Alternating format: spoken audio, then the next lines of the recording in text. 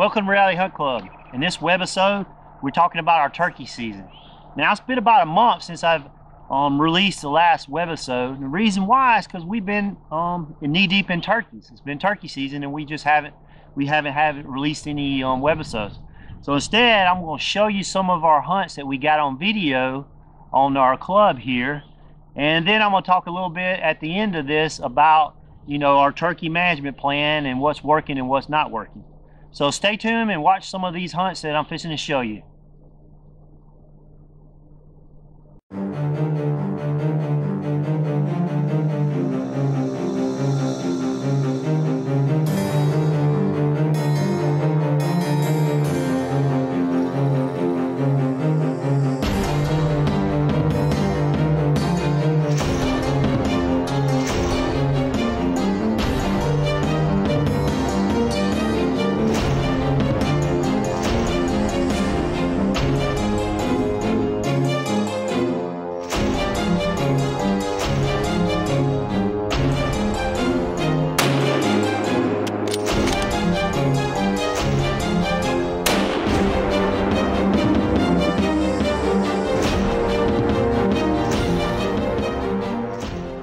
Now we're going to show you guys 4 videos. Now the first one, it was me and my dad came up the second day, opening day in Georgia here.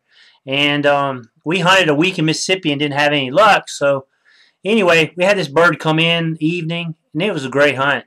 He kind of rushed his shot a little bit and had to shoot at the bird a couple times. We put enough lead in it where the bird actually flew up, and then he came back down. And Dad went over there and we finished him off. So we did get this bird that you're seeing. But he comes in and he stares and he puffs up at the decoy and doesn't hardly move. And Dad got excited. And I told him to shoot, but I was waiting for him to show the head so he could shoot then. But anyway, great hunt, and we did get this bird, as you can see at the end. So enjoy this one.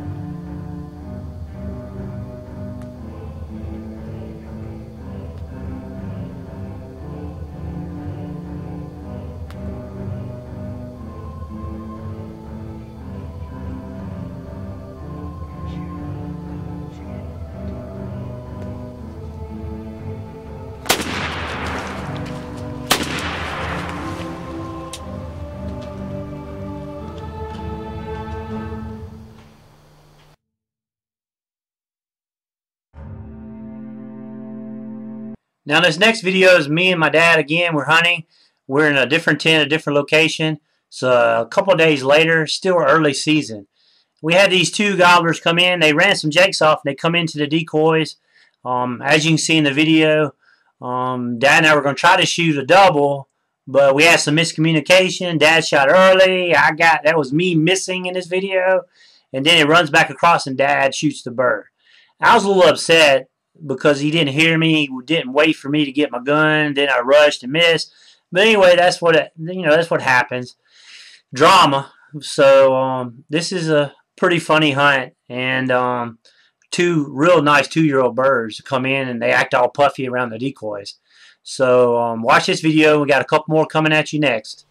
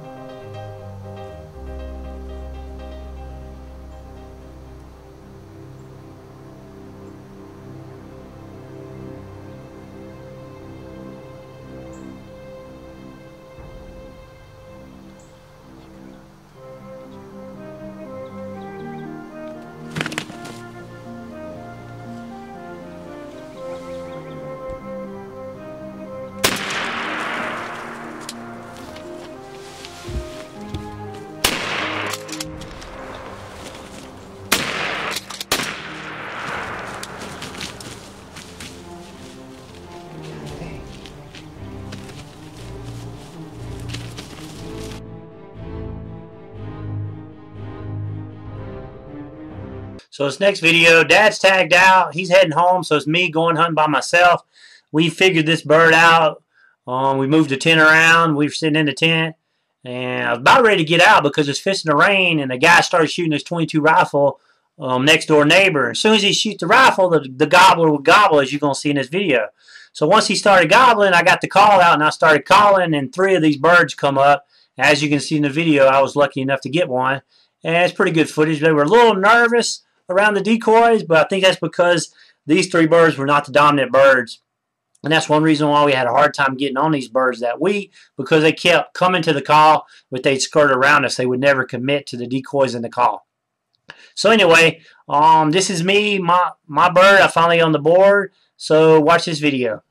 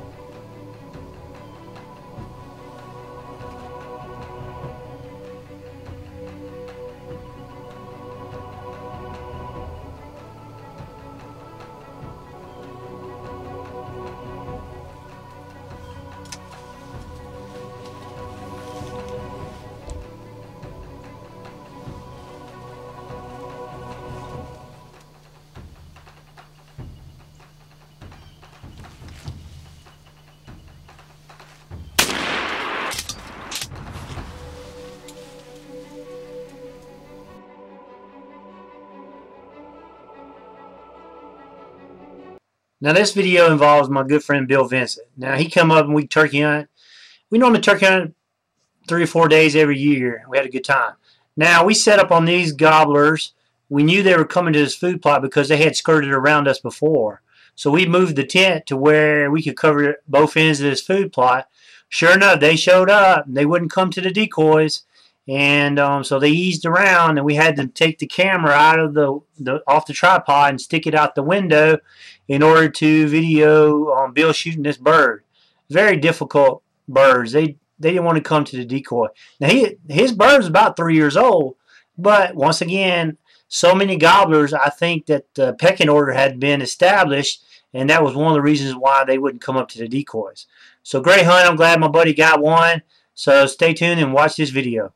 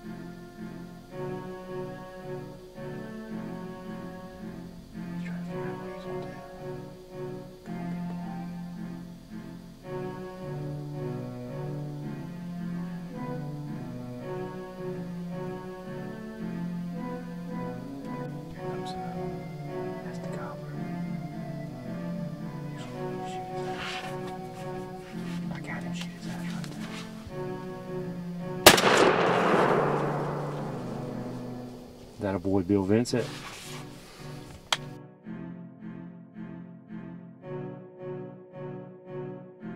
This last video involves Chuck Campbell and his daughter Gabby. Now, Gabby been hunting hard, and Chuck got on this bird, saw it roost the night before, but apparently that bird didn't cooperate. Another one came. They had the tent facing a different direction, and they're against the property line, actually a double electric fence wire with a cow pasture. The bird comes in behind them and is just strutting and gobbling all behind them. And a hen comes around to the decoys and gets all mad and starts fighting purrs and starts aggravating and pecking the hen. But the gobbler won't. So Chuck has to move the camera out the side window. That's why it's so narrow in the view. But the hen eventually comes to that side and then peels off the other way, and the gobbler comes and Gabby smacks this turkey. About 35, 40-yard shot. So I was real proud of her. And it was a cool hunt, so I still thought I'd include it. And this is the last one, so watch this video, and I'll be right back to wrap it up.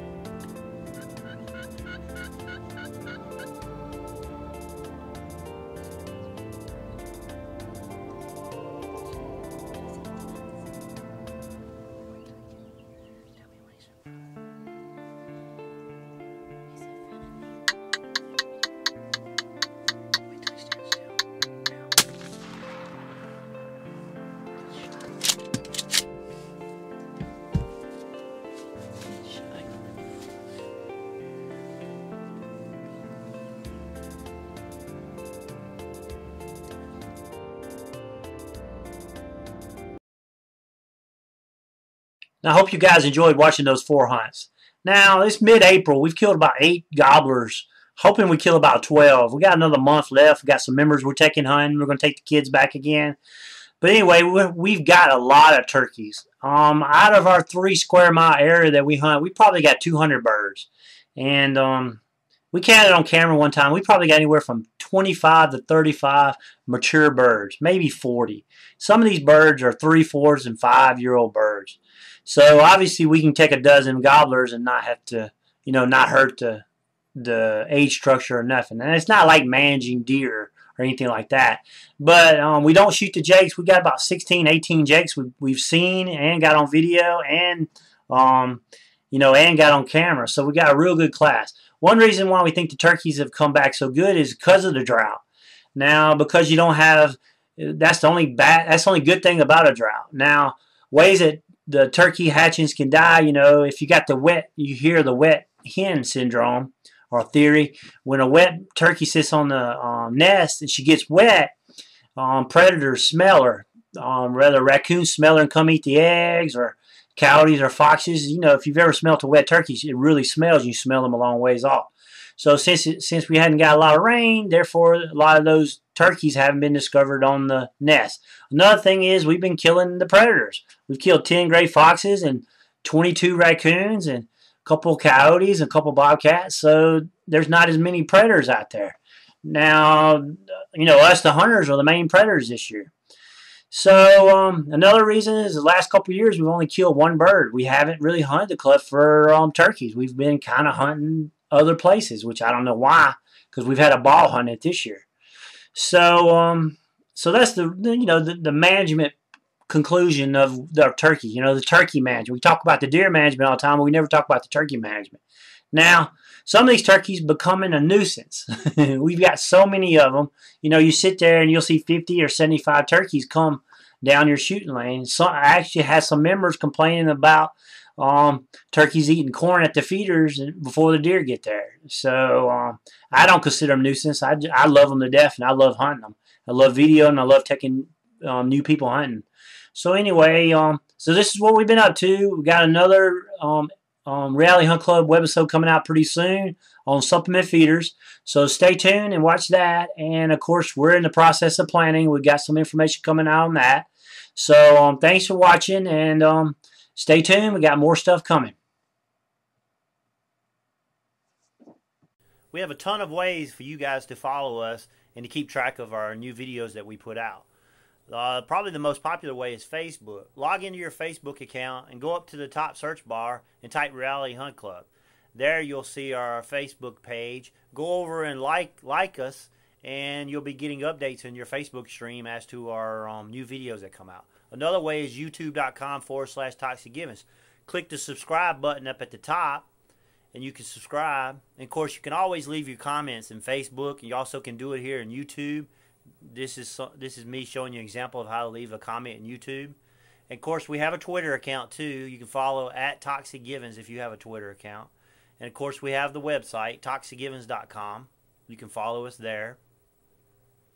And if you've got an iPhone or any kind of MP3 device, you can click on the link iTunes, and we have an iTunes channel where you can download a smaller version of these videos. And finally, we're on Google+. If you log in your Google Plus account and you type Reality Hunt Club, it'll take you to our Google Plus page. So many ways to follow us. Pick one, pick them all, however you want to. Please follow us and keep track of our videos, and we'll keep bringing you good content and from this point on. So thanks for watching Reality Hunt Club.